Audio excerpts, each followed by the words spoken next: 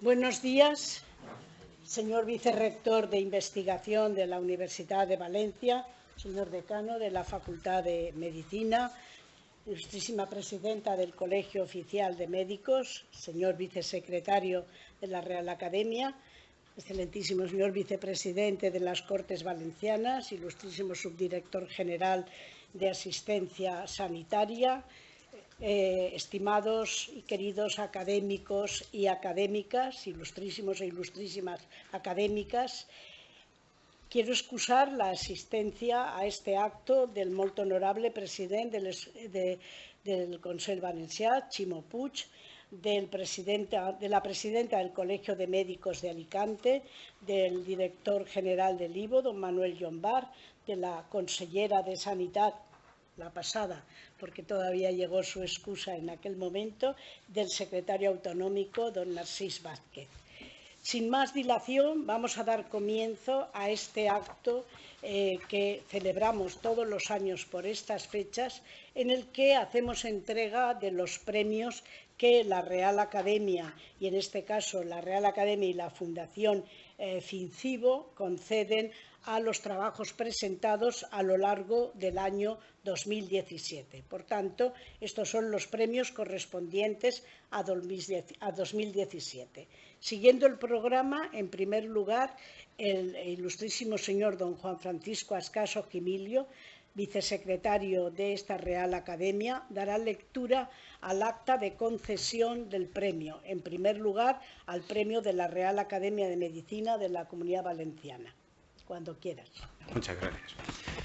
Reunidos los miembros nombrados por la Junta de Gobierno de la Real Academia de Medicina de la Comunidad Valenciana para valorar los trabajos que optan al Premio Real Academia de Medicina de la Comunidad Valenciana del año 2017, acuerda proponer la concesión del premio al trabajo titulado ERB1 Can R23 Signaling Protect for Atherosclerosis by Modified Oxidate LDL Uptake and Phagocytosis in Macrophages, presentado por el doctor don Andrés Laguna Fernández.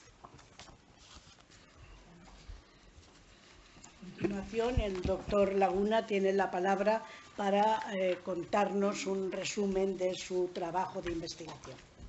Muchas gracias. Buenas tardes a todos. Excelentísima señora presidenta de la Real Academia, vicerrector de investigación, autoridades, muchas gracias.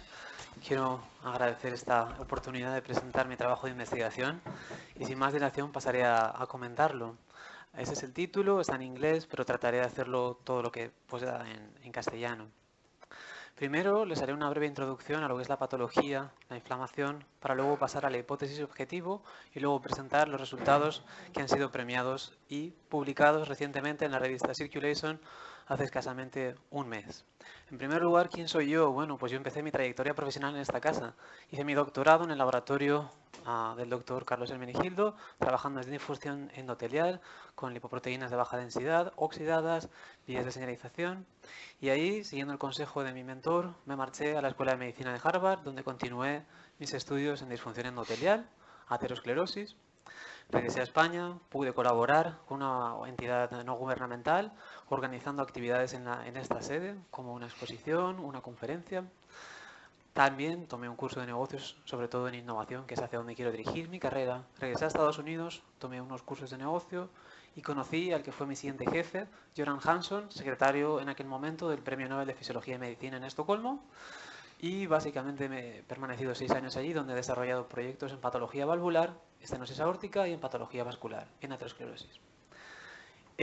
Una perspectiva histórica de la aterosclerosis relevante para esta conferencia, para esta ponencia, es lo que pasó desde mitad o principios del siglo XIX. En 1815, Joseph Hodgson escribió: la inflamación de las arterias está encadenada por un daño, y este daño es mecánico o presión. Poco más tarde, en 1829, Jean Lobstein introdujo el término arteriosclerosis en su inacabado tratado de anatomía patológica. Lobstein describió la inflamación en la capa interna de la arteria y atribuyó este descubrimiento a Arateo de Capadocia, médico griego del siglo I. Durante la primera mitad del siglo XIX, dos escuelas rivales de patología, lideradas por Virchow o por Karl von Rokitansky, describieron los procesos inflamatorios que sucedían en las paredes arteriales de vasos ateroscleróticos. El primero, Virchow, apostaba por un papel primario de la inflamación en el desarrollo de la enfermedad, mientras que el segundo lo tomaba como algo secundario. Más adelante, a principios del siglo XX, la cosa cambió, con los trabajos de Ignatowski, Arnichov y Chalatov, en los que alimentaban a los animales con dietas enriquecidas en colesterol, la teoría lipídica comenzó a ganar popularidad. Más adelante, en 1957, la publicación de los estudios de Framingham solidificó esa teoría lipídica.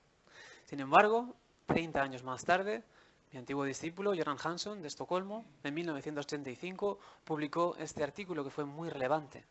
En él, y son palabras textuales de Göran y de Elena, dijeron: una abundante expresión de moléculas de histocompatibilidad de clase 2 en la placa nos sugirió que una reacción inmune inflamatoria podría ser parte del proceso aterosclerótico.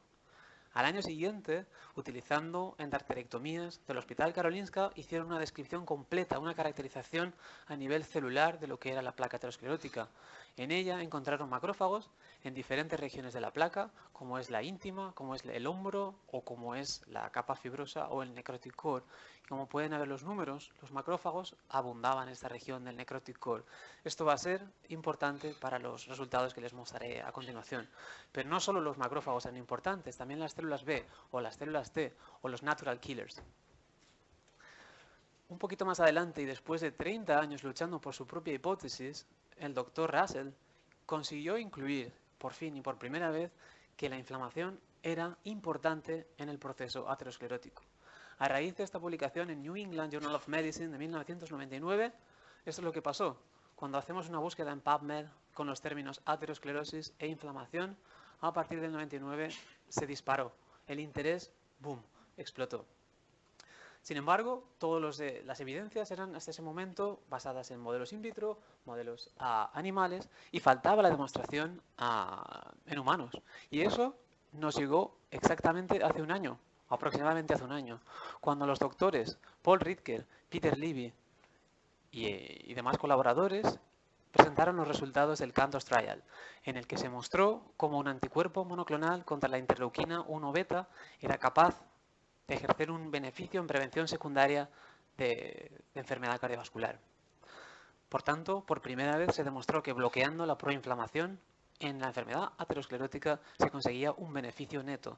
Y todo esto sin modificar los niveles lipídicos. Esta población de estudio estaba muy bien tratada, con muchas estatinas, tenía el tratamiento óptimo. Ahora voy a hacer una breve fisiopatología, introducción en la fisiopatología de la aterosclerosis, para remarcar los puntos que utilizaré luego en mi estudio. En primer lugar, me gustaría recordarles la estructura de un vaso normal con sus 3 capas: la íntima con su endotelio, la media con sus células musculares lisas y luego la adventicia con fibroblastos, fibras, células cebadas. En un inicio de la enfermedad, la hipótesis que a día de hoy es más aceptada es que comienza con la retención y acumulación de lipoproteínas ricas en colesterol, LDL y VLDL. La modificación de estas lipoproteínas, por ejemplo la oxidación, desencadena la activación de células estructurales de la pared vascular, por ejemplo las células endoteliales, que cambian un fenotipo y comienzan a expresar o exhibir un comportamiento diferente, como por ejemplo la expresión de moléculas de adhesión o de quimioquinas que consiguen atraer, retener y ayudar a transmigrar a células del sistema inflamatorio, sistema inmune, como por ejemplo monocitos, células T. Una vez dentro, estos monocitos, por ejemplo, se transforman en macrófagos y esos macrófagos se dedican a captar esas lipoproteínas modificadas. Esto tiene un fin. En el momento que la capacidad de captación es mayor que la de excreción, hay un problema. Se acumula ese colesterol en forma de gotas de grasa y es la morfología de célula espumosa, también relevante para este estudio. Más adelante, cuando la lesión progresa, es posible que una capa de células musculares lisas migre hacia la íntima y proteja la estructura haciendo una placa estable. Sin embargo, esa placa puede desestabilizarse con el tiempo. Una propiedad muy importante que también es relevante aquí es la capacidad fagocítica de los macrófagos. Una vez esas células espumosas mueren porque no pueden continuar con su trabajo, liberan lípidos y liberan restos celulares. Los macrófagos son las células capaces, junto con las dendritic cells, de limpiar esa situación que existe en el núcleo necrótico. Muy bien, la capacidad fagocítica. Y por último, la ruptura o erosión de esta placa inestable produce los eventos trombóticos, que son los que representan las manifestaciones clínicas habituales: ictus, infarto de miocardio.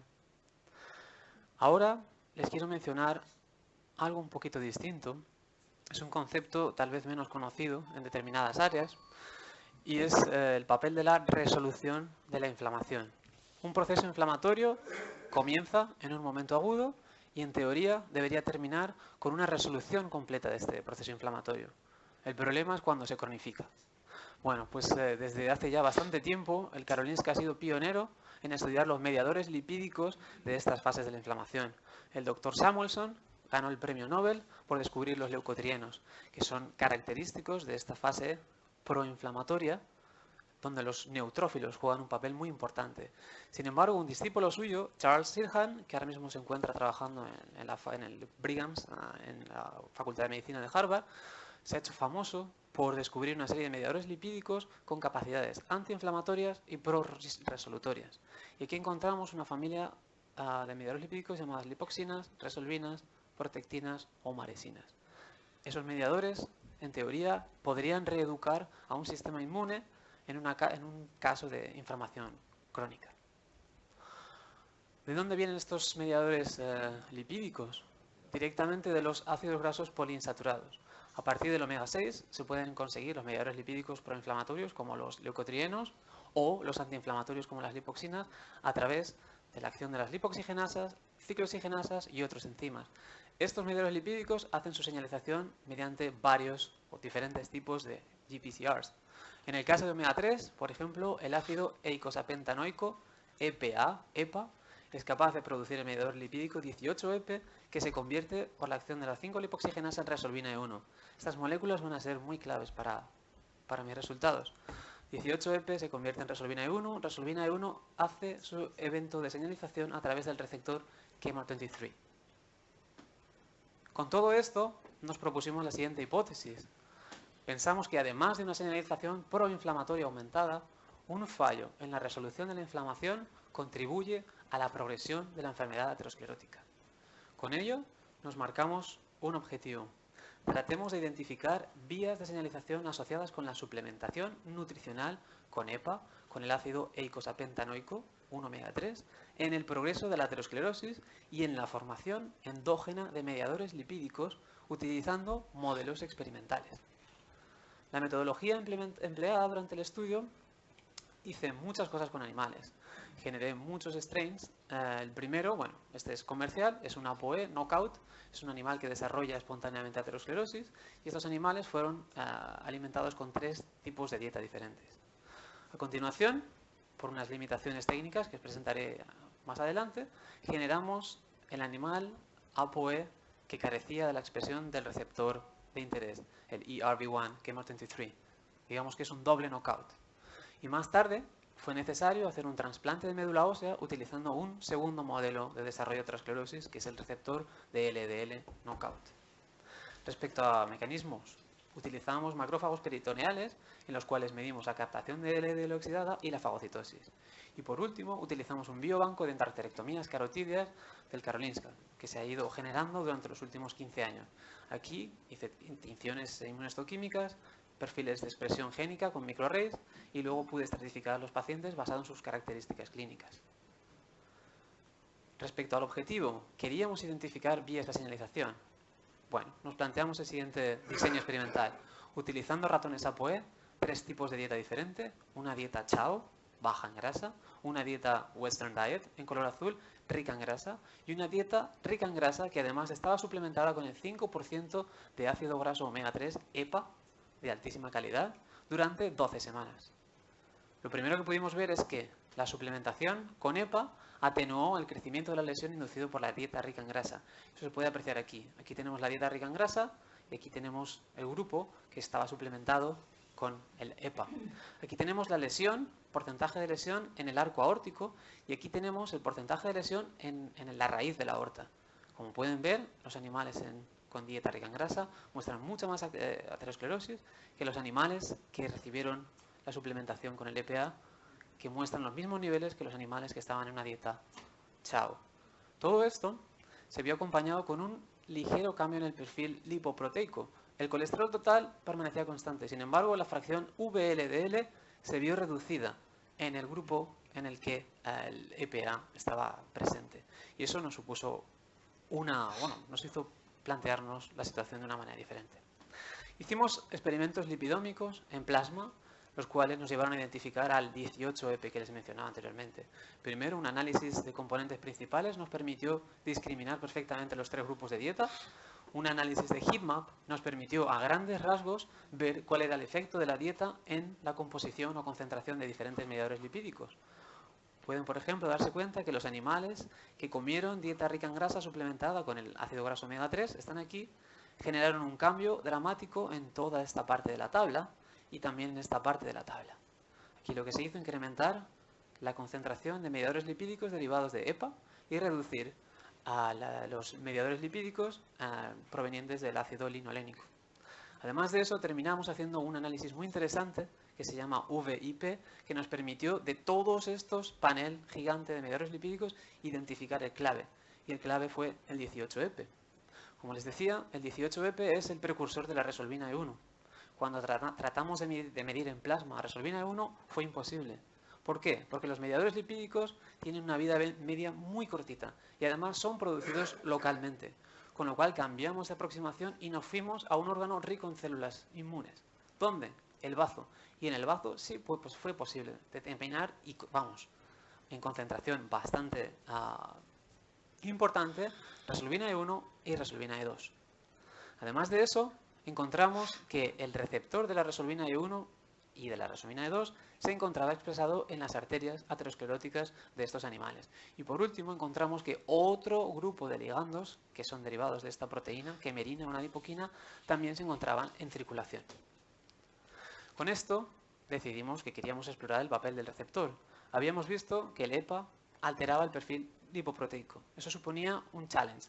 ¿Cómo aproximamos este problema? Decidimos eliminar la expresión del receptor ERV1 KMR23 en ratones APOE knockout. Y lo hicimos de esta manera.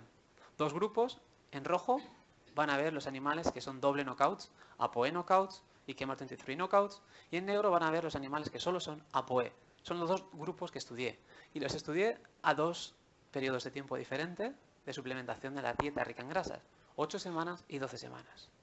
A 8 semanas podemos ver que el grupo de animales que carece del receptor desarrolla más lesión aterosclerosa en el arco y también en la raíz. Y esto no se acompaña por un cambio en el perfil lipídico. Además de eso, a 12 semanas, esa diferencia persistía en el arco, sin embargo, se igualaba en la raíz. Nuestra interpretación es que los 2 genotipos, al final llega un momento en el que se iguala, el desarrollo de la enfermedad se iguala.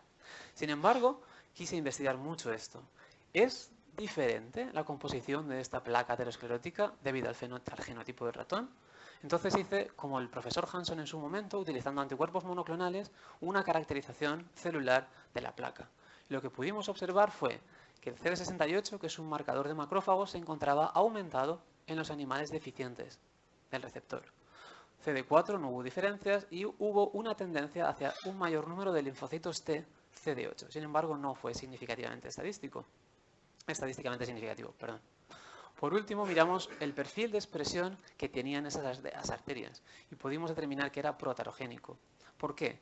Pudimos ver una disminución de genes que son clave para el proceso de fagocitosis. Vimos un aumento de genes clave para la captación de lipoproteínas de baja densidad oxidadas y luego un perfil proinflamatorio. Este perfil de expresión fue clave porque lo utilicé luego para todos los ensayos in vitro y para el modelo del biobanco. En primer lugar, utilicé macrófagos peritoneales de estos ratones para medir su capacidad de captación de lipoproteínas. Y aquí pueden ver que utilizando 2 alternativas diferentes, primero las células en cultivo, en presencia de LDL oxidada, captaron más y se puede observar esa captación porque estas células tienen un mayor grado de fluorescencia. Utilicé un compuesto que se une a las grasas neutras una vez están internalizadas. Sin embargo, no contento con esta aproximación, utilicé una diferente. Utilicé lipoproteínas de baja densidad modificadas con un fluoróforo, de modo que podíamos seguir en tiempo real la internalización de estas partículas. Y es lo que muestra esta gráfica de aquí. En negro vemos la internalización por macrófagos solo ApoE y en rojo vemos la internalización por macrófagos dobles knockout. Con lo cual pudimos concluir que los macrófagos deficientes en el receptor tenían una mayor captación de lipoproteína oxidada. Además de eso, testamos el efecto del ligando, resolvina E1. ¿Y qué es lo que observamos? Bueno, resolvina E1 disminuía la captación de lipoproteína solo en los animales que tenían el receptor. Como pueden ver, el mismo experimento repetido con animales sin el receptor no hubo modificación. La segunda característica importante que he mencionado antes era la fagocitosis. Para esto utilizamos unas partículas de levadura conjugadas a un fluoróforo muy interesante que solo emite luz una vez ha sido internalizado por el macrófago, que es el pH-RODO. Como pueden ver aquí, en la parte izquierda vemos células wild type con el receptor y en rojo aquí vemos células que carecen del receptor. La intensidad lumínica aquí es mayor que aquí y es lo que viene a reflejar esta gráfica. A 1 hora de ensayo, el wild type tenía mucha más, o significativamente más, captación que el doble knockout y esto perduró en el tiempo. Además, testamos la acción de los ligandos y pudimos determinar que la resolvina 1 aumentaba la capacidad fagocítica de manera dependiente de la presencia del receptor, que es lo que reflejan estas gráficas. La dosis 25 o 50 nanomolar generó un aumento de un 10% en la captación fagocítica. Sin embargo, en los macrófagos sin el receptor no hubo diferencia. Puesto que habíamos determinado que estos animales tenían más aterosclerosis, que habíamos determinado que tenían un perfil de expresión génica proinflamatorio y relacionado además con la capacidad de captación de LDL y de fagocitosis, nos propusimos testar estas observaciones en un modelo animal independiente. Cogimos otro, que es el modelo del receptor de LDL knockout. Desarrollan aterosclerosis con el tiempo también debido a una alimentación rica en colesterol y grasas. Y aquí decidimos hacer el trasplante de médula ósea. Les explico. Partíamos de ratones LDL receptor knockout, hicimos una irradiación letal, irradiamos al animal completamente y hicimos un trasplante de animales que expresaban en sus células hematopoyéticas el receptor KEMA23 o no. Esperamos un periodo de 12 a 16 semanas y alimentamos a estos animales con una dieta muy enriquecida en grasas, sobre todo en colesterol, 1.25% de colesterol. Y aquí están los resultados. Este modelo obviamente estudia la presencia o ausencia del receptor solo en la línea mieloide, no en la línea somática del cuerpo, con lo cual pudimos ver que aquí en moradito ven los animales que fueron trasplantados con las células que no expresaban el receptor y en gris las que sí que lo expresaban.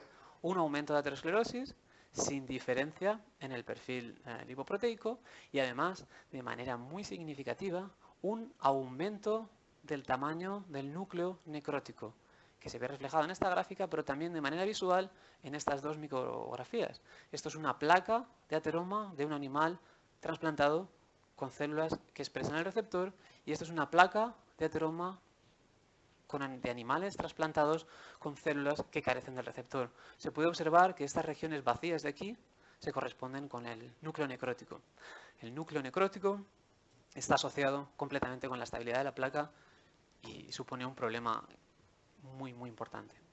Con todo esto decidimos estudiar la implicación en seres humanos.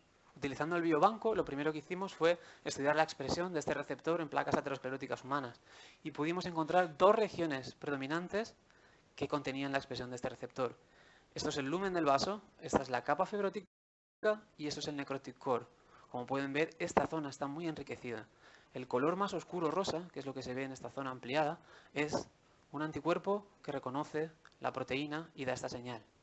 Aquí hay mucha expresión y aquí en la capa fibrótica también se encontró. Una vez observado esto, me propuse investigar qué tipo celular era responsable. En la capa fibrótica encontramos que el marcador Smooth Muscle Actin, que es expresado únicamente por células de músculo liso, era doble positivo para el marcador KMART23, como se puede observar por aquí. Y además de ello, en la zona del núcleo necrótico, Necrotic Core, pudimos observar que células CD68 macrófagos, es un marcador universal de macrófagos, también involucrado en la captación de lipoproteínas, expresaban KMART23. Y se ven esos dobles colores naranjitas, rojitos. Con esto, traté de correlacionar los resultados anteriores vistos en las arterias de los ratones con los datos de expresión génica de estos 127 pacientes.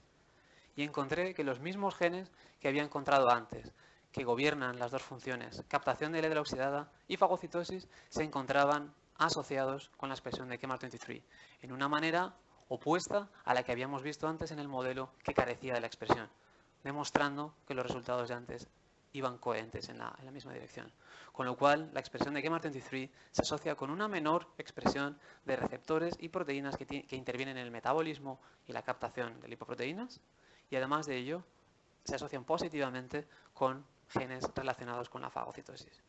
Por último, basado en un paper de un finlandés en el que trataba sus células, macrófagos primarios con estatinas, vieron un aumento de la expresión de este receptor, me propuse estratificar toda la cohorte de pacientes basado en el uso o no de estatinas. Como les decía, este biobanco se estableció o comenzó a establecerse hace muchos años cuando las estatinas no eran tan prescritas. Los resultados aquí los tienen. Todos los componentes normales que medimos cuando hacemos una estratificación eran idénticos en ambos grupos, salvo 3. Colesterol total, LDL colesterol, que estaban reducidos, significa con el significado claro que la estatina funcionó, redujo los niveles, hizo su efecto. Y por último tenemos que la expresión del receptor de interés de este estudio aumentó debido a la estatina. Con esto les planteo las conclusiones del presente estudio. Aquí identificamos al mediador lipídico 18-EP como el marcador en plasma más relevante tras la suplementación de la dieta con el ácido graso eicosapentanoico, omega 3. Además, demostramos que el receptor ERV1 KMART23 y su ligando resolvina E1 desempeñan un papel protector en el desarrollo de la aterosclerosis, actuando principalmente sobre macrófagos. Y por último, este estudio pensamos que abre la posibilidad para que la vía de señalización de ERV1 KMART23 se pueda utilizar como una posible diana terapéutica para tratar la enfermedad cardiovascular en el futuro. Por último, me gustaría dar las gracias a la Real Academia por esta distinción, a la familia y amigos que han sido los que están siempre apoyando, al equipo de colaboradores del Hospital Karolinska, Magnus Beck, Göran Hansson, Danny Ketelhuth, Craig Willock y a las organizaciones que han permitido financiar todos estos experimentos. Y muchas gracias a ustedes.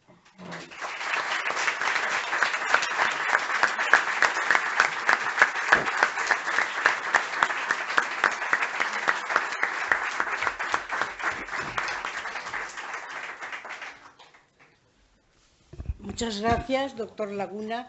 Como ustedes saben, la concesión del premio lleva aparejado el nombramiento de académico correspondiente. El señor vicesecretario dará lugar a este nombramiento. La Real Academia de Medicina de la Comunidad Valenciana ha acordado, en la sesión celebrada el día 21 de diciembre de 2017, nombrar académico correspondiente a don Andrés Laguna Fernández, por estar comprendidos sus méritos y circunstancias en el artículo 19 del reglamento vigente.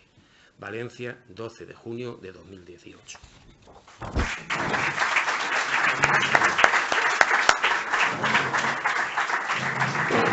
Muchas gracias. Muchísimas gracias. Muchísimas gracias. Gracias.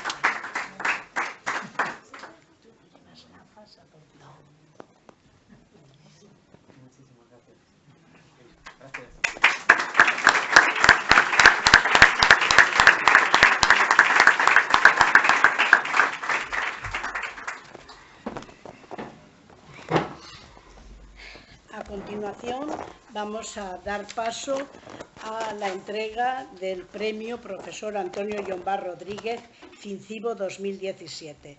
El señor vicesecretario leerá el acta de la concesión de este premio. Gracias. Reunidos los miembros nombrados por la Junta de Gobierno de la Real Academia de Medicina de la Comunidad Valenciana para valorar los trabajos que optan al premio Profesor Antonio Llombart Rodríguez, FINCIC, del año 2017, acuerda proponer la concesión de premio al trabajo titulado La queratosis seborreicas como factor de riesgo para desarrollar un carcinoma cutáneo no melanoma en pacientes con melanoma. Estudio retrospectivo de 1.041 pacientes, presentado por el doctor don Eduardo Nagore Enguídanos. Hola, bon dia. Excelentíssima presidenta, autoritats, acadèmics, senyores i senyors. En primer lloc volia agrair la concessió del premi, la concessió de la participació com a acadèmic de tan prestigiosa entitat i a continuació volia simplement fer un resumen de lo que és estrictament el debat. El trabajo nace de la observación, como muchas otras cosas, y en parte también de la casualidad. En primer lugar, hay un hecho bien reconocido, y es que el melanoma cutáneo, al igual que cualquier otra neoplasia, tiene una mayor tendencia al desarrollo de otras neoplasias. Esto está demostrado tanto para otras neoplasias no cutáneas, obviamente también para otros melanomas, así como para otros cánceres cutáneos de estirpe epitelial, fundamentalmente el carcinoma vasocelular y el carcinoma epidermoide, que de ahora en adelante los denominaré en conjunto como cáncer cutáneo no melanoma. Este hecho demostrado tiene una parte que tiene que ver con una predisposición genética, a veces demostrada, otras veces desconocida, pero asumida. Por otro lado, también tenemos, obviamente, con el tema de los carcinomas cutáneos, factores de riesgo que pueden ser compartidos, y también hay que tener en consideración el aumento de la esperanza de vida. El tema de la identificación de factores de riesgo que puedan determinar un aumento de la incidencia de cáncer cutáneo no melanoma en pacientes con melanoma, ya lo exploramos hace un par de años y como consecuencia de ello sacamos una serie de conclusiones e identificamos una serie de factores que podían permitir identificar personas que tienen un mayor riesgo y que podrían beneficiarse de tratamientos o de conductas de prevención un poco más exhaustivas. Los cánceres cutáneos no melanoma son un problema de salud en general, aunque tienen baja mortalidad, sí que tienen una alta morbilidad, por lo tanto además representan un importe, o sea, un gasto sanitario importante, y en el caso de los pacientes con melanoma, de acuerdo con nuestra exploración y también con los datos encontrados en la literatura, representan un problema dado que hasta un 14% de los pacientes con melanoma pueden desarrollar un cáncer de estas características durante los primeros 5 años tras el diagnóstico. Con el trabajo previo identificamos una serie de características, fundamentalmente, lógicamente la edad, también características esperables, como son rasgos de exposición al sol, como expresado en la presencia de quemaduras en graves, también la historia personal de haber padecido otros cánceres cutáneos no melanoma con anterioridad, así como características pigmentarias identificadas desde el punto de vista genético con la presencia de polimorfismos en el gen del receptor 1 de la melanocortina. Sin embargo, en este contexto, a la búsqueda de otros factores, y también he de decir que de manera un poco casual, nos llamó la atención la presencia de las queratosis seborreicas. Las queratosis seborreicas son una proliferación clonal de queratinocitos. Es uno de los tumores benignos epidérmicos más comunes. Realmente es un tipo de patología que no llama la atención, dado su comportamiento benigno, por lo tanto, aparte de su consideración estética, no tiene más consideración en el mundo médico. Sin embargo, tiene una serie de características que llaman la atención, ¿no? Llama la atención que aparezcan de alguna manera relacionadas con la edad, que aumentan con la edad. También llama la atención que hay una cierta predilección por las zonas fotoexpuestas de la cabeza, el cuello y el tronco. También llama la atención que existe una cierta agregación familiar, lo que sugiere que pueda haber algún tipo de predisposición genética a padecerlas. Desde el punto de vista histológico, biológico, se han estudiado previamente y se han encontrado en las queratosis seborreicas mutaciones en en bajo número, pero en algunos genes que tienen que ver, pues, algunos con el control del ciclo celular y en otras características que favorecen la proliferación clonal. He de decir también que de forma casual, porque era un estudio relacionado con Nevus y pues, de forma casual, como ocurren muchas de esas cosas, se coló una queratosis seborreica y nos llamó la atención al hacer una secuenciación masiva a partir de tumor fresco, que una de las lesiones que habíamos identificado o se habían enviado como Nevus, pero realmente era una queratosis seborreica, presentaba una cantidad enorme de mutaciones en una gran cantidad de genes. Esto nos llamó la atención para pensar en qué es lo que había detrás y qué había detrás de este tipo de lesiones, ¿no? Posteriormente seleccionamos unas 24 queratosis seborreicas adicionales y aunque no se reprodujo este perfil de ese alto número de mutaciones, sí que encontramos que tenía un número de mutaciones por megabase bastante considerable, un poco alejado, lógicamente, de otros cánceres cutáneos, como es el melanoma, el carcinoma vasocelular o epidermoide, pero sí que nos llamó la atención, y mucho, que el 81% de las mutaciones tenían la firma típica del daño por radiación ultravioleta. Por lo tanto, las típicas transiciones que llamamos CAT, o sea, citosina-timina, o el tándem doble citosina-doble timina, en una proporción muy alta, con lo cual ya nos llamaba la atención al pensar que estas podían ser un marcador de daño actínico. Entonces, sobre esa base, ya un poco quizá preveyendo que las queratosis seborreicas podrían tener algún tipo de papel a lo mejor en la parte epidemiológica o con factor de riesgo, empezamos a recogerla de forma prospectiva en pacientes con melanoma. Con estas características, con estos antecedentes que he comentado, la hipótesis que subyace a este estudio es que podría ser que esta presencia de múltiples queratosis seborreicas, que tienen muchas personas, como marcador de daño actínico crónico, podría realmente ser un factor de riesgo clínico, lógicamente fácilmente objetivable, para el desarrollo de un cáncer cutáneo no melanoma en pacientes con melanoma. Sobre esta base nos planteamos determinar si efectivamente las queratosis seborreicas múltiples asociaban una mayor prevalencia de cáncer cutáneo no melanoma en pacientes con melanoma. El estudio tuvo lugar sobre la base de un diseño de un estudio observacional retrospectivo y transversal basado en una población de pacientes con melanoma cutáneo tratados definitivamente en el Instituto Valenciano de Oncología desde enero del 2000. Enero del 2000 porque fue cuando se empezó la base de datos de melanoma, una base de datos que tiene un carácter prospectivo, recogida de forma personal desde aquel momento con una gran cantidad de datos epidemiológicos y que desde el 2012 incluyó la recopilación de las características y el número de queratosis seborreicas. Esta es una base de datos reconocida a muchos niveles y que ha sido categorizada como de alta calidad a nivel internacional.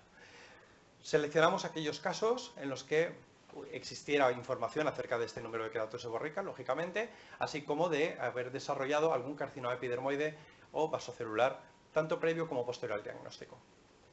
Las variables que se tuvo en cuenta fue, para empezar, como variable dependiente, el número de queratosis seborreicas. Inicialmente esta estaba recogida en diferentes estratos.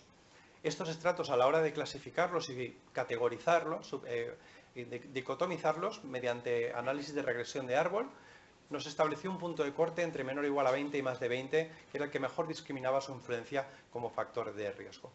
Después, como variable respuesta, era por un lado de haber desarrollado un carcinoma vasocelular y por otro lado haber desarrollado algún carcinoma espinocelular cutáneo. Se escogieron como covariables, lógicamente, para evitar factores de confusión, todas aquellas características que habíamos ya determinado previamente en el anterior estudio como factores de riesgo asociados al desarrollo de una segunda neoplasia cutánea no melanoma. La metodología estadística sencilla, mediante tablas de contingencia, también con su análisis correspondiente habitual, con la H cuadrado de Pearson o la F de Fisher, donde corresponda, y modelos de regresión tanto único como multivariante de regresión logística. Y además, para tratar de estratificar, ver en qué punto podrían tener importancia esta característica, realizamos también análisis de árbol de regresión mediante la técnica de CART, la significación estadística habitual. Como resultados, pues, se pudieron identificar 1.040 pacientes que cumplían los criterios de selección. Estos pacientes tenían una edad mediana de 54 años, habían sido seguidos durante una mediana de tiempo de 75 meses. De estos 203, es decir, prácticamente un 20% de los pacientes habían desarrollado un carcinoma vasocelular y prácticamente un 5%, 46 casos, habían desarrollado un carcinoma epidermoide. Simplificando, aquí se puede observar, para el caso de los carcinomas vasocelulares, como sí que hay una diferencia en la proporción, en el porcentaje de pacientes que tienen un mayor número de queratosis seborreicas en relación entre los que han desarrollado en algún momento vasocelular respecto a los que no. Sin embargo, en el caso del carcinoma vasocelular, al ajustarlo y al utilizar el modelo de regresión multivariante, pues probablemente esta asociación era dependiente de algunas otras variables o al menos no tenía suficiente potencia como para aparecer en este modelo, por lo tanto no resultaron como factor asociado a la presencia de carcinoma vasocelular. El análisis de árbol pues, estratificó e identificó cuáles eran las variables más importantes como factor de riesgo, principalmente las actínicas, en segundo lugar la edad y en tercer y último lugar las quemaduras, en tercer lugar de los ramos del árbol. Sin embargo, de forma interesante, para el carcinoma espinocelular, lo cual da bastante sentido, dado que es una proliferación muy queratinocítica y la estirpe, el origen del carcinoma vasocelular es una célula que no es estrictamente epidérmica, sino más del infundíbulo, por lo tanto el folículo, pues en el caso del carcinoma espinocelular las diferencias fueron mucho más acentuadas, de tal manera que los pacientes que habían desarrollado un carcinoma espinocelular, un 41% tenía queratosis seborreicas en número superior a 20, frente a un 14% en aquellos que no habían desarrollado un carcinoma espinocelular. Al realizar el ajuste multivariado, las queratosis seborreicas mostraron, en ese número, que aumentaban la posibilidad de haber desarrollado un carcinoma espinocelular prácticamente 4 veces la posibilidad.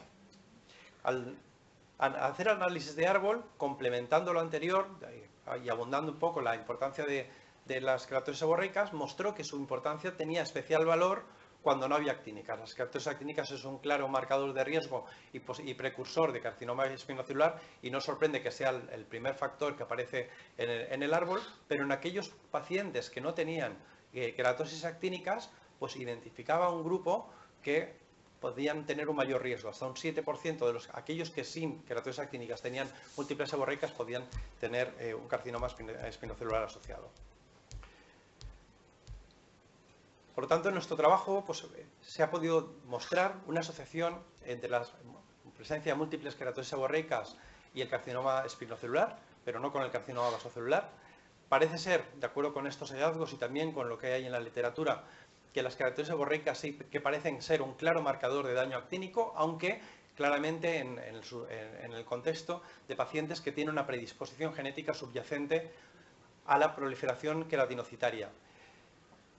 Se han descrito casos aislados, también un poco apoyando esta posibilidad, esta teoría, que sugieren la presencia de atipia o también incluso una posible transformación bovinoide, por tanto, de carcinoma espinocelular in situ en queratosis seborreicas.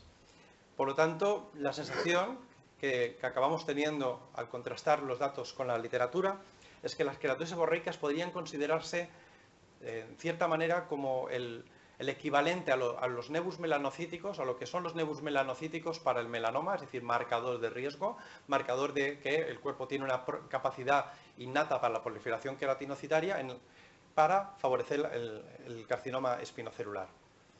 Obviamente, pues como cualquier trabajo, hay limitaciones. La limitación es clara, es que el número de queratosis seborreicas se empezó a contar solamente a partir del 2012, por lo tanto, puede que haya un cierto sesgo de información, aunque no es esperable un cambio significativo en el número, pero hay que tenerlo siempre presente. También que este estudio está basado en pacientes con melanomas, por lo tanto, las posibles conclusiones que podamos sacar de este trabajo no tienen por qué ser extrapolables a la población general. Por el contrario, tenemos área de fortalezas. La base de datos, como he comentado anteriormente, es una base de datos reconocida, que incluye una formación recogida de forma prospectiva, homogénea y minuciosa, y que está con datos recogidos por un único evaluador. Como conclusión, pues que, bueno, podría ser que un número elevado de queratosis seborreicas parece ser un marcador de riesgo para el desarrollo de carcinoma espinocelular en pacientes con melanoma, especialmente en la ausencia de queratosis actínicas, por lo que de corroborarse en otras series, podría utilizarse para identificar pacientes que tienen un mayor riesgo y que puedan, por lo tanto, beneficiarse de medidas de prevención específicas. Finalmente, quiero aprovechar esta oportunidad pues, que tengo para hablar en público, porque yo creo que, pues, al igual que ha hecho mi compañero anteriormente hablando de su historia, yo creo que la historia personal de uno, cuando uno pues, toca un cierto grado del éxito, en un momento dado, el éxito nunca jamás es de uno solo, siempre hay mucho detrás. En primer lugar, pues por supuesto quiero agradecer a mi mujer, que siempre está al lado, que siempre apoya. Quiero agradecer también a mis hijos, que aunque dan por saco, con perdón, por estar en plena adolescencia, pues son maravillosos. Quiero tener unas palabras especiales para mis padres. Obviamente nadie es nadie sin sus padres y yo me nutro en mis valores, en mi forma de entender la vida de mis padres, fundamentalmente. Quiero agradecer mucho desde el punto de vista profesional a las personas que durante mi residencia me apoyaron, fundamentalmente al profesor Fortea, al profesor Vilata, indudablemente también al doctor Vicente Oliver. Agradecer muchísimo pues al que yo considero probablemente el mentor, el que ha favorecido en todo momento, el que ha impulsado, el que ha creado pues, bueno, todas las facilidades que he podido tener a lo largo de mi historia personal profesional, al doctor Guillén, aquí presente, pues que pues, bueno, quiero aprovechar esta oportunidad para darle todo mi agradecimiento personal. Y luego, pues yo creo que también hay que ser agradecido a las instituciones. Uno, pues cuando hace una investigación o cuando se pone a hacer bases de datos, a recoger muestras, indudablemente la institución te lo favorece, la institución te deja hacerlo y eso también es de agradecer. Yo agradezco también mucho al Instituto Valenciano de Oncología pues el haberme permitido pues, seguir adelante con la línea de trabajo que empezó en el año 2000 y que continúa. Y luego, pues bueno, yo quiero también hacer un guiño a mis compañeros de trabajo que indudablemente también pues colaboran, pues permitiéndote que no estés cuando tienes que ir a congresos y cubriéndote la consulta, favoreciéndote, pasándote los pacientes con melanoma para que los pueda seguir una única persona, en fin. Puro agradecimiento un poco a todo, bueno, un poco para mostrar que claramente cuando uno pues, toca el éxito no es nada más que el producto de un montón de circunstancias. Pues eso es todo. Muchas gracias.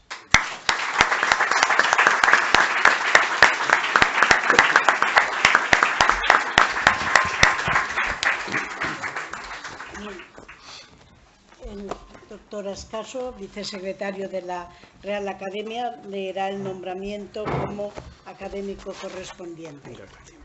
La Real Academia de Medicina de la Comunidad Valenciana ha acordado, en la sesión celebrada el día 21 de diciembre de 2017, nombrar académico correspondiente a don Eduardo Nagore Enguídanos, por estar comprendidos sus méritos y circunstancias en el artículo 19 del reglamento vigente. Valencia, 12 de junio de 2018.